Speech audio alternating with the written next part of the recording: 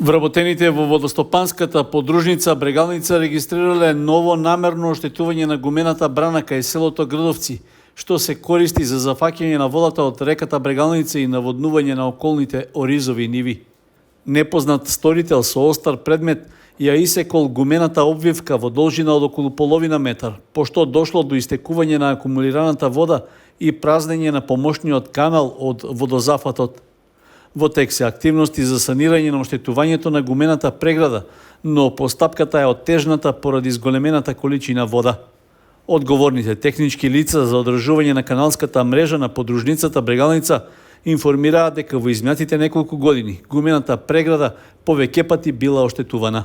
Се работи на лепење на самата гума, бидејќи за 7 дена имаме 6 обиди за сечење на истата и истите мораме да ги санираме. Воспротивно, во прашање ќе биде наводнувањето на околу 100 хектари оризови површини.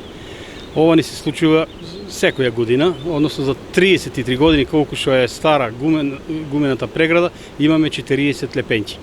Што значи дека некој го намерно прави ова, дали сега да наштети на населението од село Грдовци или на нас, не можеме да знаеме. Ние во моментот пријавивме во полиција како со кривична пријава за непознат сторител и планираме да ангажираме и посебна служба за зачувување. Подготовките за пуштање на водата во овој дел од атарот на Грдовци биле завршени, но полнењето на оризовите ниви е одложено за неколку дена. Водата требаше да ја пуштиме на 19-ти, тогаш и подигнавме гумената преграда, кога прв пат видовме дека на 2 места е пресечена, истата го залепивме и тоа е за 2 дена, 3, уште на 3 места. Па материјалната штета не е голема, меѓутоа е многу тешка постапката за да се санира и за да се залепе.